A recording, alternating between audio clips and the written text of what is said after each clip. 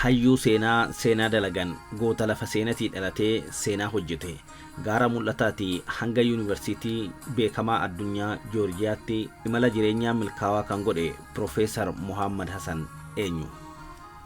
Hangafoota seenaa Oromoo akka amma addunyaan Oromoo hubatutti akka dhiyaatu bu'uura kaayan keessaa tokko jedhama. Seenaa Oromoo kan barreeffamaatiif kanneen karaa saaqan keessaa nama hangafaati. Bu'aawwan qorannoowwan isaanii hubannoo dogoggoraa seenaa siyaasaa, eenyummaa fi aadaa Oromoo irratti duraan turan kan sororsan ta'utu himamaafi. Hayyuu qorattoota seenaa Oromoo boodarra dhufaniif xurree banis jedhamuun beekamu. Hojiiwwan qorannoo warra boodatiif ciicata yookiin galtee ta'an gumaachaniiru. Umurii isaanii hedduu qorannoo fi barsiisuun dabarsan. Kitaabota seenaa Oromoo fi Itoophiyaa irratti barreeffaman gurguddoo 2 artikiloota 100 ol barreessaniiru. Ammaan tana sooramarra jiru. Dhiyoo tana hawaasni Oromoo Ameerikaa kutaa bulchiinsa Joorjiyaa jiraatu gumaacha bara jireenyaa isaanii Oromoof godheen beekamtii kenneefiira. Hayyuu seenaa Profeesar Muhammad Hassan. Harargee bahaa gaara mul'ataa aanaa baddannoo bakka addaa laga Manyoo jedhamutti naannoo jalqaba bara 1950mootaa keessa dhalatan.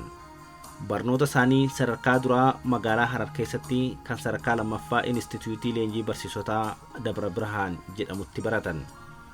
Digrii jalqabaa isaanii Yuunivarsiitii Haayila Sillaasee kan yeroo ammaa Yuunivarsiitii Finfinnee jedhamu irraa barnoota seenaatiin eebbifaman. Jabana sanatti Yuunivarsiitiin biyyattii tokkichi ture. Yuunivarsiitii kana turuu kan yaadachiisan Profeesar Muhammad barnoota isaaniitti cimaa turuun akka hiree kana argatan dubbatan. Waraqaa digrii isaanii harkuma mootichaatii fudhachuu yaadatu. Instituutii Leenjii Barsiisotaa Jimmaa, Harar, Ogaaden fa'aatti barsiisummaa fi duula tajaajila hawaasaa bara mootichaa fi boodarras bara darguu keessa tureen hirmaachuu himu. Boodarra bara 1977 carraa barnoota alaa yookaan iskoolaarshippii argachuun gara biyya UK Yuunivarsiitii Londanitti imaluun barnoota isaanii digrii lammaffaa fi PhD walumatti aansuun baratanii eebbifaman. Qorannoon PhD isaanii seenaa Oromoo irratti kan xiyyeeffatu ture.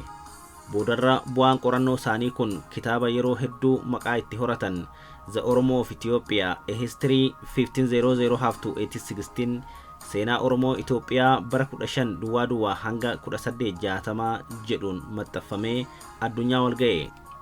Yuunivarsiitii Londanii akka barnoota isaanii xumuraniin korri qorannoo irratti affeeraman kan biyya Ameerikaatti qophaa'e tokko hireen jireenya isaanii itti aantu Ameerikaa akka taatu godhe. Erga bara 1985 miilli isaanii Ameerikaa ejjete jiruu fi waa hundi isaanii achuma taate. Waggoota 3 jalqabaa Ameerikaa jiraatanitti Yuunivarsiitii Atlaantaa Mooree Haawus Koolleejjii keessatti seenaa Afrikaa fi addunyaa barsiisan.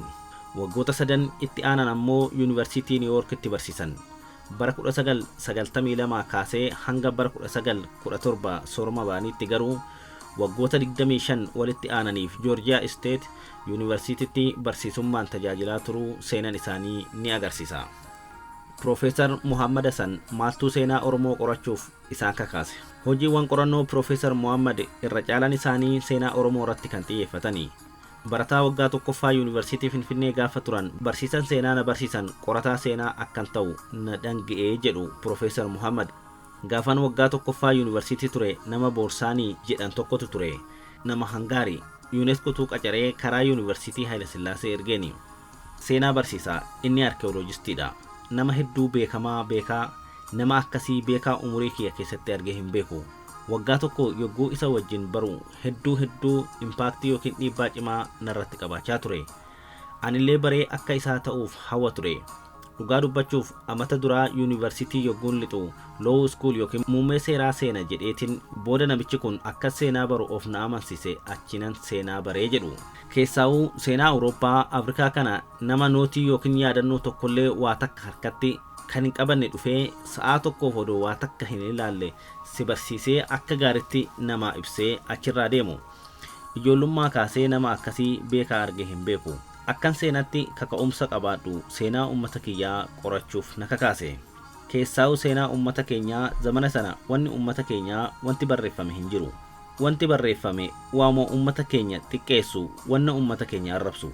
ummata aadaa hin qabne, ummata namummaa hin qabne, ummata akkuma loonitti gamaa gamana yaa'u akkanatti yeroo san yoo barsiisan kolfa. Ummanni tokko dingatuma lafaa ka'ee gamaa gamana hin deemu. Akkanatti ummata keenya bifa sanaan dhiyeessanii turan. Sun ta'uu hin qabdu. Hanga danda'an seenan ummata keenyaa kan dhugaa waan qabatamaa gubbaarratti dhaabbate jiraachuu qaba jedheetuman kaka'umsa godhadhee jedhu. Wayita Yuunivarsiitii Londanitti barachaa turanitti qorannoowwan Awurooppaanonni seenaa fi eenyummaa Oromoo irratti qoratan hojiiwwan koo seenaa Oromoo wajjin wal qabataniif utubaa guddaa naa ta'anii jedhu hayyuun kun. Ana wanni na kakaase waan Oromoo irratti wanni barreeffame waan xiqqoo sanuu badduu ummata keenya bifa gaariin hin agarsiisu, haala gaariin hin agarsiisu. Akka ummata seenaa qabuutti, akka ummata aadaa qabuutti, akka ummata namummaa qabuutti, akka ummata mootummaa qabaachaa turetti wanti dubbatamaa hin jiru. Kanaaf jecha waan riikordii jiru nama faranjii amata 200 dura biyya teenya turan waan isaan barreessanii lafa ka'an san cufayyuu keessa deemetin waanuma dhugaa ragaan deeggarame seenan propagaandaa miti. Seenan waan qabatamaa irratti barreeffamuu qaba. Laayibrarii Ingilizii keessa waa hedduutu jira. Gaarummaan ishii afaan Ingiliziiti. Biyya Faransaay nama hedduutu ture. Namni tokko kan caffeen Oromoo yogguu wal geessu hoogganoonni akkamii filaman akkamitti walgahiin gaggeeffama. Kana cufa nama barreessetu ture. Wanni inni walitti qabe booksii yookaan fooldarii 27 ta'a. Nama gaafatee intarvii gochuun waan ijaan arge kana keessa deemuun yamee kanarraa fixe. Afaan Faransaay illee hin beeku, xiqquma xiqqoo beeka. Dirqumatti barnoota galgalaa fudhachuu fi dishinariin na gargaare. Namichi sun dhugumatti seenaan ummata keenyaa akka mul'atu laal sirni gadaa fi paarlaamaan Ingilizii wal fakkaataa jedhee nama barreesse jedhu. Profeesar Muhammad seenaa Oromoo irratti kitaabota qorannoo seenaa gurguddoo 2 ittiin beekaman gumaachanii jiru. Kitaabota 4 immoo hayyoota kaan waliin gumaachaniiru. Artikiloota 100 ol barreessan. Hojiiwwan isaanii qorannoowwan seenaa Oromoo irratti maddeen ijoo dhimma itti bahaman keessaayi. Hundeeffama waldaa qorannoo Oromoo yookiin OOSAatiif nama bu'uura ka'an keessaayi hooggansas turaniiru. Qondaalli adda bilisummaa Oromoo obbo Xahaa Abdii kan ijoollummaarraa wal beekan gumaacha isaanii yoo ibsan karaa barnoota seenaa Oromoo qormaata irratti waan hirkate warri jibba qabu dabsuu hin dandeenye seenaa dhugaa gadhaabee jedhu. Qorannoowwan isaanii qabsoo Oromoo fi hojii dippiloomaasiif illee tumsa ta'uu himu obbo Xahaan. Isa booda ammoo qabsaa'onni kanneen seenaa barreessan barsiisonni as ba'anii daandii inni baqaqsirra deemanii eenyummaa Oromoo fi miidhaa irra geesse falmaa inni godhu tana utubuu irratti akka bobba'an taasise. Fakkii ta'e warra biraatiif karaa dippiloomaasiis tumsaa ture. Waan qabate nama bakkaan ga'u, nama ciniinnatee hojii qabate bakkaan ga'u jechuudha. Nama akeeka qabu, nama kaayyoo qabu, nama murtoo qabu, kan waan jedhe karaatti hin dhiifne, nama hojiitti amanu, nama hojii hin ifanne jechuun jabina isaanii hima obbo Xahaan. Hiriyaan isaanii kan biraa obbo Ibsaa Ahimad nama kabaja, nama isarraa xiqqaa hunda ni kabaja, ni jaalata, sabboonadha jechuun maalummaa isaanii ibsu. Profeesar Muhammad baqattoota Oromoo biyya jiranitti gargaaruun beekamus jedhu.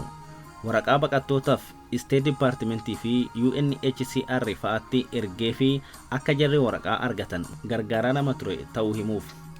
Dhiyeenya marii nageenyaa Taanzaaniyaatti mootummaa Itoophiyaa fi ABO Woboo gidduutti adeemsifame irrattis gama ABO Woboon namoota bakka bu'anii argama keessaa isaan tokko turan.